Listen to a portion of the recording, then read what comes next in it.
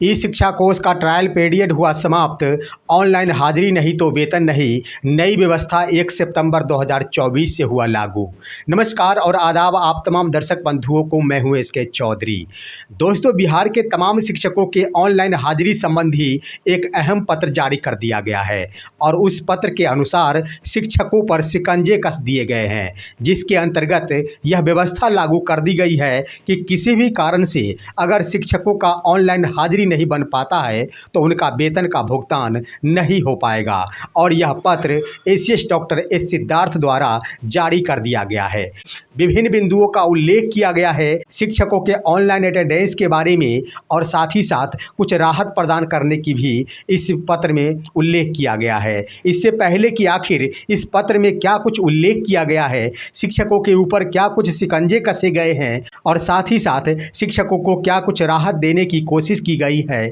इससे पहले कि इन तमाम बिंदुओं के ऊपर हम विस्तार पूर्वक चर्चा करें, अगर आपने अभी तक हमारे इस चैनल सुसत्य वचन को सब्सक्राइब नहीं किए हैं तो कृपया अभी सब्सक्राइब कर लेंगे। दोस्तों, 24 जून 2024 को ही यह निर्धारित कर दिया गया था कि अब शिक्षकों को ऑनलाइन अटेंडेंस बनाना पड़ेगा और इसके लिए कुछ दिनों का ट्रायल पीरियड होगा, जिसमें यह देखा जाएगा कि आखिर ऐप के माध्यम से अटेंडेंस बनाने में क्या कुछ समस्या आ रही है। और इस बात का उल्लेख जारी किया गया पत्र में भी कर दिया गया है कि वर्तमान में 6 लाख शिक्षकों में से 4,50,000 शिक्षक हैं जो ऑनलाइन अटेंडेंस से अपनी उपस्थिति प्रतिदिन दर्ज कर रहे हैं और नहीं करने वाले के ऊपर शिकंजे कसते हुए इस बात का उल्लेख कर दिया गया है कि अब प्रति शिक्षक को प्रतिदिन ऑनलाइन अटेंडेंस बनाना ही पड़ेगा और ऑनलाइन अटेंडेंस नहीं बनाया जाता है तो उनके वेतन का भुगतान 1 अक्टूबर 2024 से नहीं संभव हो पाएगा। यानी 1 अक्टूबर 2024 से वेतन का भुगतान नहीं हो पाएगा।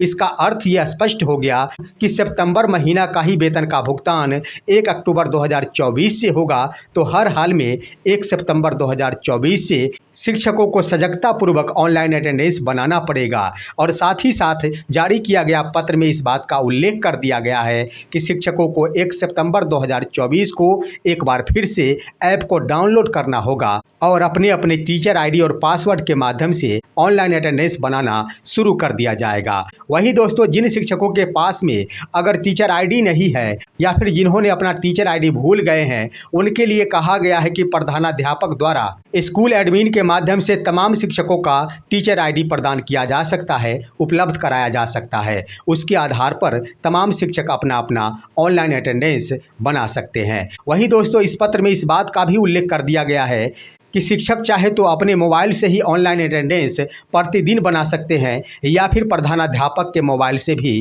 प्रतिदिन अपना अटेंडेंस बना सकते हैं। लेकिन इस बात का खुलासा कर दिया गया है कि कोई एक मोबाइल से ही प्रतिदिन बनाया जाएगा। अगर शिक्षक अपने मोबाइल से बनाते हैं तो फिर प्रधानाध्यापक के मोबाइल से नहीं होगा और प्रधानाध्यापक के मोबाइल से बनाते हैं तो फिर शिक्षक के मोबाइल से अटेंडेंस नहीं बन पाएगा। यानी वैकल्पिक व्यवस्था के तहत दो व्यवस्था शिक्षकों के लिए निश्चित रूप से कर दी गई है। और हम बताते चले कि प्रधानाध्यापक द्वारा शिक्षकों के अटेंडेंस के मामले में कुछ भी छेड़छाड़ करने की अनुमति नहीं दी गई है। शिक्षक अगर अपने मोबाइल से अटेंडेंस बना लेते हैं तो ऐसी बात नहीं कि प्रधानाध्यापक द्वारा स्कूल में एडमिन के माध्यम से उनकी उपस्थिति को निरस्त कर दिया जाएगा या फिर शिक्षक द्वारा उपस्थिति दर्ज कर दी जाती है तो ऐसी बात नहीं कि प्रधानाध्यापक द्वारा स्कूल एडमिन के माध्यम से विद्यालय प्रस्थान का समय दर्ज कर दिया जाएगा। ऐसा उल्लेख जारी किया गया पत्र में कर दिया गया है। वहीं दोस्तों, 1 सितंबर 2024 से शिक्षकों के अवकाश के संबंध में भी एक नई व्यवस्था की गई है,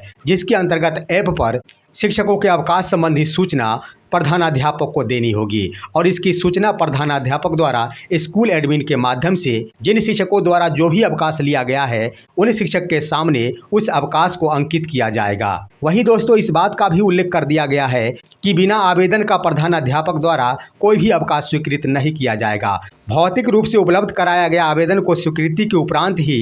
ऐप के माध्यम से उस छुट्टी को ई शिक्षा कोष ऐप पर दर्ज किया जाएगा। साथ ही साथ SMS या फिर व्हाट्सएप के माध्यम से अगर प्रधानाध्यापक को अवकाश के संबंध में सूचना दी जाती है तो प्रधानाध्यापक अवकाश स्वीकृत नहीं करेंगे। और इसकी सूचना ऐप पर भी नहीं दी जाएगी। साथ ही साथ पत्र में इस बात का भी उल्लेख कर दिया गया है कि विशेष परिस्थिति में अगर कोई शिक्षक बिना आवेदन का ही छुट्टी पर चले जाते हैं तो इसके लिए संबंधित शिक्षक को सक्षम प्राधिकार से छुट्टी स्वीकृत कराना होगा और उसके बाद उस छुट्टी को ऐप पर दर्ज किया जाएगा। साथ ही साथ इस पत्र में स्पष्ट रूप से अंकित कर दिया गया है कि प्रत्येक महीने प्रखंड शिक्षा पदाधिकारी द्वारा तमाम शिक्षकों के ऑनलाइन अटेंडेंस का ई शिक्षा कोष ऐप पर जांच किया जाएगा और उसके अनुरूप ही निगेटिव सूची तैयार करते हुए हर महीने के आखिरी तारीख को जिला कार्यक्रम पदाधिकारी स्थापना को भेज दिया जाएगा और उसी अटेंडेंस के आधार पर उक्त महीने का वेतन का भुगतान होगा। इसके लिए तारीख भी निर्धारित कर दी गई है कि ऐसी व्यवस्था 1 अक्टूबर से होने वाले भुगतान के संबंध में किया जाएगा। यानी 1 सितंबर से ही शिक्षकों को सजग रहना होगा और सितंबर महीने के ऑनलाइन अटेंडेंस की जांच प्रखंड शिक्षा पदाधिकारी द्वारा करते हुए निगेटिव पॉजिटिव जिला कार्यक्रम पदाधिकारी स्थापना को भेजा जाएगा, जिसके अनुरूप ही 1 अक्टूबर 2024 से सितंबर महीने का भुगतान संभव हो सकेगा। वहीं दोस्तों इस पत्र में इस बात का उल्लेख कर दिया गया है कि किसी भी कारण से शिक्षकों द्वारा अगर ऑनलाइन अटेंडेंस नहीं बनाया जाता है तो उक्त तिथि को उन शिक्षकों को अनुपस्थित माना जाएगा और अनुपस्थित तिथि को आकस्मिक अवकाश में समांजित कर दिया जाएगा। साथ ही साथ अगर आकस्मिक अवकाश अनुपलब्ध रहता है तो ऐसी परिस्थिति में नो वर्क नो पे शिक्षक का मान लिया जाएगा। यानी शिक्षक द्वारा ऑनलाइन माध्यम से अटेंडेंस नहीं बनाया जाता है तो सबसे पहले उन शिक्षक को अनुपस्थित मान लिया जाएगा और इसके एवज में उस दिन को आकस्मिक अवकाश में समांजित कर दिया जाएगा। अगर शिक्षक के पास कोई आकस्मिक अवकाश नहीं है तो इसके लिए शिक्षक को नो वर्क नो पे यानी उस तिथि का वेतन कट जाएगा।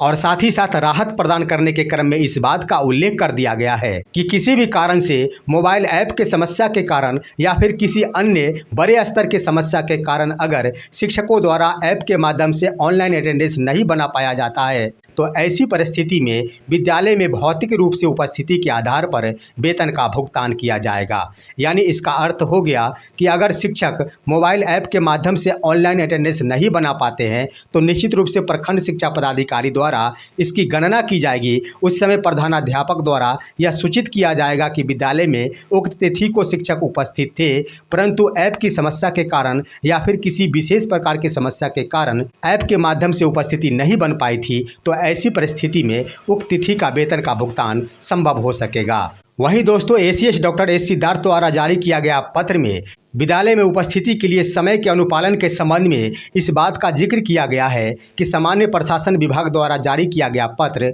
जो कि 12/9/2022 को जारी किया गया था उसका अक्षरशः पालन किया जाएगा। दोस्तों सामान्य प्रशासन विभाग द्वारा जारी किया गया पत्र जो कि दिनांक 12/9/2022 को जारी किया गया था वह बायोमेट्रिक अटेंडेंस से संबंधित था और इसमें कर्मियों की उपस्थिति के संबंध में उल्लेख किया गया है कि महीने में कर्मियों द्वारा अधिकतम 2 बार ही विलंब से कार्यालय तक पहुंचा जा सकता है। यानी शिक्षकों को भी महीने में 2 बार विलंब से आने की छूट प्रदान की गई है। और साथ ही साथ इस पत्र में उल्लेख कर दिया गया है कि 1 घंटा से ज़्यादा अगर विलंब होता है तो उस तिथि को आधे आकस्मिक अवकाश की स्वीकृति मानी जाएगी। यानी इसके आधार पर यह स्पष्ट हो गया है कि 2 दिन अगर महीना में विलंब आने की छूट प्रदान की गई है और वह 1 घंटा से ज़्यादा अगर विलंब की अवधि होती है तो 1 दिन के लिए आधे आकस्मिक अवकाश और 2 दिनों के लिए 1 आकस्मिक अवकाश शिक्षक के समाप्त हो जाएंगे। तो इस आधार पर निश्चित रूप से शिक्षकों के ऊपर नकेल कस दिया गया है कि हर हाल में शिक्षकों को समय ऑनलाइन माध्यम से अटेंडेंस बनाना ही पड़ेगा।